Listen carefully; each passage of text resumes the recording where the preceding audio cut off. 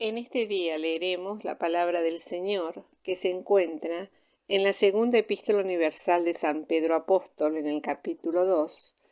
desde el versículo 13, la tercera parte, al versículo 22. Estos son suciedades y manchas, los cuales comiendo con vosotros, juntamente se recrean en sus errores,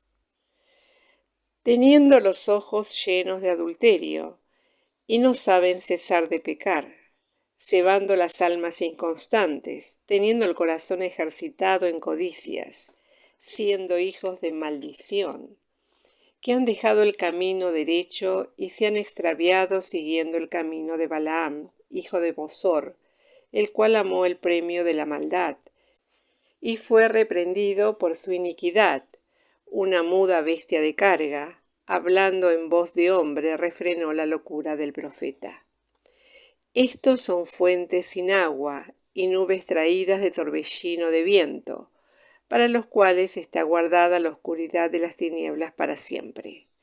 Porque hablando arrogantes palabras de vanidad, ceban con las concupiscencias de la carne en disoluciones a los que verdaderamente habían huido de los que conversan en error, prometiéndoles libertad, siendo ellos mismos siervos de corrupción, porque el que es de alguno vencido es sujeto a la servidumbre del que lo venció. Ciertamente, si habiéndose ellos apartado de las contaminaciones del mundo, por el conocimiento del Señor y Salvador Jesucristo, y otra vez envolviéndose en ellas, son vencidos, sus postrimerías les son hechas peores que los principios, porque mejor les hubiera sido no haber conocido el camino de la justicia, que después de haberlo conocido tornarse atrás del santo mandamiento que les fue dado. Pero les ha acontecido lo del verdadero proverbio: el perro se volvió a su vómito y la puerca lavada a revolcarse en el cieno. Hasta aquí la palabra del Señor. El texto de meditación lo encontramos en el versículo 21 de este capítulo 2 de Segunda Pedro. Porque mejor les hubiera sido no haber conocido el camino de la justicia, que después de haberlo conocido, tornarse atrás del santo mandamiento que les fue dado. Es evidente que nuestro versículo hace referencia a los falsos profetas que con tanta profusión vemos levantarse en nuestros días, los cuales, habiendo conocido el verdadero camino que conduce a la salvación eterna, lo han rechazado para cometer con avidez toda suerte de impurezas, como se lee en el libro de Efesios, capítulo 4, desde el versículo 17 al 19.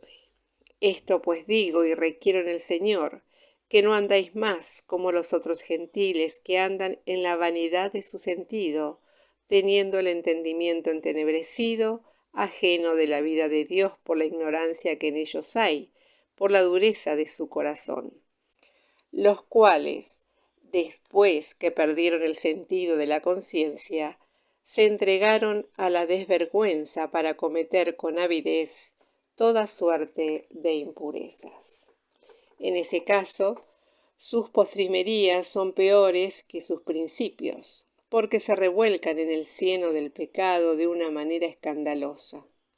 En consecuencia, la simple comprobación de la veracidad de la palabra de Dios a esos respectos, según podemos observar en todas partes del mundo y por supuesto también en nuestro país, a través del testimonio que han dado y lo están haciendo hoy tantos hombres perversos que se autotitulan seguidores de Cristo. Esta experiencia triste que seguramente todos nosotros conocemos tiene que hacernos pensar en nuestra propia situación espiritual, recordando que el que piensa estar firme, mire no caiga, como leemos en 1 Corintios 10:12. Porque también es notorio en este tiempo del fin el tenaz ataque que Satanás está llevando contra los verdaderos creyentes, aquellos que tenemos asegurada la entrada al reino de los cielos, pero que podemos caer en grandes pecados si no permanecemos en una constante vigilia de oración, teniendo cada día sumo cuidado en entregarnos al Señor en un sacrificio total del ser, para que no se manifieste más la vieja naturaleza, sino que Cristo gobierne nuestras vidas y obremos conforme su santa voluntad. De allí la necesidad de repasar los consejos apostólicos a los Efesios en el capítulo 4, donde observamos que, frente a la conducta de los impíos, se nos exhorta a vivir y andar como es digno de la vocación con la cual hemos sido llamados. Que así sea.